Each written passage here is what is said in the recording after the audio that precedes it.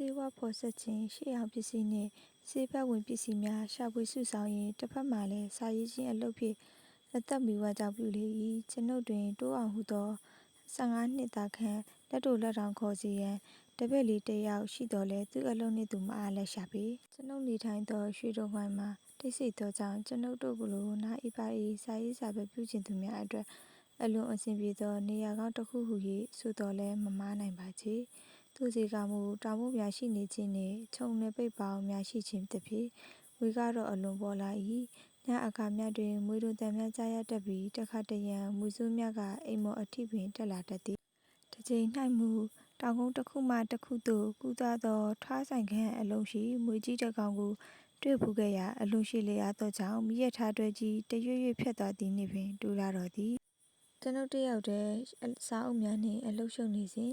တပည့်ဖြစ်သူမောင်တိုးအောင်သည်ကျွန်ုပ်တောက်ရန်ကော်ဖီခက်ကတစ်ခွက်နှင့်ရင်းနှီးချမ်းကရကိုလာပို့ပေးလေ၏ထို့ပြင်သူနှင့်အတူစာအိတ်တစ်အိတ်လည်းပါလာလျာကျွန်ုပ်အားယူသည်စာကမ်းပေးလေ၏ဘယ်ကရောက်လာတဲ့စာများပါလဲဘယ်သူလာပို့ပေးတာလဲမောင်တိုးအောင်စောစောတုန်းကရှမ်းဝတ်စုံအပေါ်နှံအောက်နှံဝတ်ထားတဲ့အဖိုးကြီးရဲ့မိန်းမကြီးရဲ့တိတ်ချောမောလှပတဲ့မိန်းကလေးတစ်ယောက်ရောက်လာပြီးဒီစာကိုပေးသွားတာပဲဟေးငါအသီးမိတ်ဆွေတွေကတော့ဟုတ်ဟန်မတူဘူးဘယ်သူတွေလဲလို့မင်းမမေးဘူးလားမောင်တိုးအောင်ကအတန်ကြာစဉ်းစားပြီးမှမေးတော့မေးထားလိုက်တယ်ဆရာသူတို့ကချင်းပြည်နယ်ဘက်ကလာကြတာတဲ့ချင်းပြည်နယ်ကဆရာမိတ်ဆွေတဦးနဲ့တွေ့လို့လူကြုံပါလိုက်တာတဲ့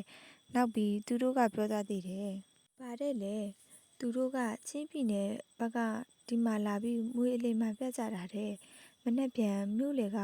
ကွင်းချက်ဘူတာကြီးနားမှာပြမယ်တဲ့လာကြည့်ဖို့လည်းဖိတ်သွားသေးတယ်မောင်တိုးအောင်ကအလွန်တက်ကြသောအမူအရာဖြင့်ပြောပြနေလေသည်ကောင်းတာပေါ့ကွာအားတော့လဲသွားပြီးကြည့်ကြတာပေါ့ကဲမင်းလုံးဆက်ရှိတာသွားလို့ထို့နောက်ကျွန်ုပ်သည်စာကိုဖောက်ဖက်ရလေ၏သို့မိတ်ဆွေကြီးဦးမင်းအောင်ခမခင်မင်လေးစားတတိယစာဤစာကိုမိတ်ဆွေကြီးထံရေးသားရပါသည်ဤစာကိုဖတ်ရသည့်ချိန်ကမှစပြု၍မိတ်ဆွေကြီးကျမ်းမာပကတိချမ်းသာစွာရှိစေရန်ဆုတောင်းမေတ္တာပို့သလိုက်ရပါသည်ယခုစာကိုရေးသားပေးဖို့သူကမိတ်ဆွေကြီးနှင့်အတူတကွလုပ်ပေါ်ကိုင်ဘက်တဦးဖြစ်သောမုတ်ဆိုးကြီးဇော်ခုံပင်ဖြစ်ပါသည်မိတ်ဆွေကြီးနှင့်မတွေ့ကြရသောကာလအတွင်းကျွန်ုပ်သည်ထူးဆန်းသောကမုံပင်အချို့နှင့်ဆေးဝါးပစ္စည်းအချို့ကိုရှာဖွေရရှိထားပါဖြစ်ပါသည်ထို့ထက်ထူးဆန်းသောအရာကတနိုင်းနှင့်မဝေးလာသောထမှန်သည့်ရွာတွင်နှစ်ပေါင်းရာကျော်ပတ်သက်တန်းရှိတဲ့မွေကြီးတစ်ကောင်ကိုမိုးကြိုးထီ၍မီးလောင်တည်ဆုံးသွားသောအခါမီးမလောင်ပဲကြံရစ်ခဲ့သောအဆွဲတစ်စုံကိုလည်း၎င်းမိုးကြိုးသုံးကပြစ်ခံရပြီးမီးလောင်သွားပြီးမှအညွန့်ပြန်ထွက်လာသောကမုံမျိုးတော်၎င်းလူတစ်ယောက်ကိုမိုးကြိုးပစ်ချလိုက်ရာကိုယ်ပေါ်မှဝတ်ဆင်ထားသောအဝတ်စားများအလုံးမီးလောင်ကြောင်းရတော်လဲလူလည်းမည်သို့မှမဖြစ်ဦးကောင်းမှစပင်များသည်လည်းတပင်တလေးမျှမီးမလောင်သည့်သူတို့အရန်အခေါ်ထူးဆန်းသောအဖွားကြီးတစ်ယောက်ကိုတော်၎င်းထို့ပြင်ညအခါတွင်လူတဒံဖန်ဆီး၍သွားလာနေသောကမုံတော်တနေရာကိုအတီးတီတွေ့မြင်ကြားသိရသောကြောင့်မိတ်ဆွေကြီးထံသို့တတိတရအကြောင်းကြားစာရေးရခြင်းဖြစ်ပါသည်ဤအကြောင်းကြားစာကိုရလျင်ရခြင်းတနိုင်းသို့အရောက်လာခဲ့ပါရန်ဖိတ်ကြားလိုက်ရပါ၏မိတ်ဆွေကြီးတနိုင်းသို့ရောက်ရှိလာပါကအဆဆရရအဲဝိကြည်စေရပါမည်ဟုဂတိပြုပါ၏မိတ်ဆွေကြီးလာပါကရန်ကုန်မြို့မှအကောင်းဆုံးဆေးတံတောက်စေတပူးတောက်လူကြုံဆွဲဆဲစီလိုပါသည်မိတ်ဆွေကြီးကျမ်းမာချမ်းသာပါစေကျွန်ုပ်လည်းကျမ်းမာပါ၏တင့်ဦးစော်ခွန်တနိုင်းမြို့မီးမလောင်သောအဆွဲမိုးကြိုးထီး၍မသေးသောကမုံမီးမလောင်ကျွမ်းသောစပင်များလူရောင်ဆောင်သောကမုံများအကြောင်းကကျွန်ုပ်အတွက်အလွန်စွာစိတ်ဝင်စားဖွယ်ရာများဖြစ်ပြီးတော့သည်ထို့ကြောင့်ကျွန်ုပ်သည်ရေးလက်စားစာမှုများကိုအဆုံးသတ်ခြင်းခရီးထွက်ရာတွင်လိုအပ်မည့်ပစ္စည်းဝေယဝစ္စများဦးစော်ခွန်အတွက်မှကြားထားသောပစ္စည်းများကိုဝယ်ယူခြင်းအိမ်အတွက်စိတ်ချလက်စားဖြစ်စေရန်မောင်တိုးအောင်အားမှာကြားအနှံခြင်းခရီးထွက်ရန်လေယာဉ်လက်မှတ်ဝယ်ယူခြင်းများကိုရက်ပိုင်းအတွင်းအလျင်အမြန်ဆောင်ရွက်ရလေတော့သည်နောက်တစ်နေ့တွင်ကျွန်ုပ်သည်မောင်တိုးအောင်နှင့်အတူလေယာဉ်ကွင်းမှလေယာဉ်လက်မှတ်ဝယ်ပြီးပြန်လာခဲ့လေသည်မြို့တွင်တနေရာတွင်ဆိုင်းတဲ့ပုံစံများကြားရပြီးလူအများဝိုင်းအုံနေကြသည်ကိုမြင်ရ၍ကားကိုခိတ္တရက်တန့်စီပြီးခိတ္တမြတ်သားရကြည့်ရှုမိ၏ထိုအရာသည်ကမျက်လှည့်ပွဲတစ်ခုပင်ဖြစ်၏စီဝိုင်းအတွင်း၌အသက်50ကျော်အရွယ်ဝတ်စုံအနက်ရောင်ကိုဝတ်ဆင်ကာ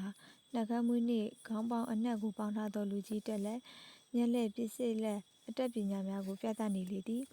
အသက်40ကျော်အရွယ်ရှိဝတ်ရုံအနက်ကိုဝတ်ဆင်ထားသောအမျိုးသမီးတစ်ဦးကစီးကျက်ဝါချက်ညီညီဘုံကိုတီးခေါက်နေပေလေ၏ မနီမဝေးတွင်ရုပ်ရည်ချောမောလှပသောအသက်20ခန့်အမျိုးသမီးငယ်တစ်ဦးကိုအနက်ရောင်ဝတ်စုံနှင့်လက်မြင်ရ၏ထိုအမျိုးသမီးလေးသည်လူအုပ်အတွင်းထိုင်လျက်တစ်စုံတစ်ဦးကိုရှာဖွေနေ၏ဟုကျွန်ုပ်ရိပ်စာမိ၏အဲ့ဒါဟိုနေ့ကစာလာပေးသားတဲ့သူတွေပဲဆရာမွေအလိမ်မယ်ပြမယ်လို့လည်းဆိုသေးတယ်မွေထည့်ထားတဲ့ပုံးတွေလည်းတစ်ခုမှမတွေ့ဘူးတော့ဆရာသူတို့ဘာဆက်လုပ်မယ်ဆိုတာစောင့်ကြည့်ရအောင်တို့အတွက်စိတ်ဝင်စားစရာကောင်းတဲ့ဓာတ်တပုတ်ရချင်ရလိမ့်မယ်ထိုခိုက်မှာပင်မျက်လက်ဆရာကြီးကသူ့မျက်လက်အတတ်ပညာများကိုပြသပြီးနောက်ပရိသတ်ဘက်သို့လှည့်ကကျွန်ုပ်ရဲ့မျက်လက်ပညာများနဲ့ပရိသတ်ကြီးကိုဧည့်ခံဖျော်ဖြေခဲ့ပြီးနောက်ဟောဒီကျွန်ုပ်ရဲ့သမီးမဟုရအကမွေအလိမ်မာများနေခေါ်ယူကစားပြတော့မှာဖြစ်ပါတယ်ပရိသတ်ထဲမှာဒီလိုစကားသံများထွက်ပေါ်လာပြီးအကြည့်တို့ကမဟူယာဧကရီဆိုသောအနက်ရောင်ဝတ်စုံကိုဝတ်ဆင်ထားသောမိန်းကလေးထံသို့ရောက်သွားလေတော့သည်ပွဲမစမီတခုမှချင်တာကတော့စီးဝိုင်းထဲကိုမြည်သူမှဝင်ရောက်ခြင်းမပြုကြဖို့နှောက်ယှက်စော်ကားခြင်းမပြုကြဖို့ကြိုတင်မြစ်ခံရက်ပါခဲ့ပါတယ်ခင်ဗျာမဟူယာဧကရီဟူသောမိန်းကလေးသည်စီးဝိုင်းအလယ်၌ရက်တန်းလျက်ကောင်းကင်သို့မော့ကြည့်ပြီးတစုံတရာကိုရိုးဖတ်တိုင်တင်နေလေ၏ပြီးလျင်စီးဝိုင်းအပြင်ဘက်ရှိတောဆက်ဘက်သို့လှည့်ကသူမ၏လက်ဖွားနှစ်ဖက်ကိုဖြန့်ပြီးဂါတာတစ်ပုဒ်ကိုရွတ်လိုက်သောအခါတောထဲမှတရှိရှိနှင့်ငွေတွင်တန်များကိုကြားရပြီးတစ်ပင်ဝါပင်တို့လေတို့တက်ကဲ့သို့တရှင်းရှင်းမိလာသည်ခဏကြာသောအခါတောထဲမှကြီးမားသောမြွေကြီးတစ်ကောင်တရွေ့ရွေ့လာပြီးစီးဝိုင်းတွင်သို့ဝင်လာ၏မြွေကြီးမှာငန်းပုတ်မြွေကြီးဖြစ်ပြီးအစိတ်အလွန်ပြင်းသောမြွေမျိုးစားတွင်ပါဝင်လေပေသည်မြွေကြီးသည်အလွန်ရင်ပါသောတက်တော်ဝါတစ်ကောင်ပေါ်မှာမဟူယာဧကရီဆိုသောမိန်းကလေးအနီးတွင်ခိုင်းစေသမျှမတိမ်မယိမ်ပြုလုပ်ပြနေလေသည်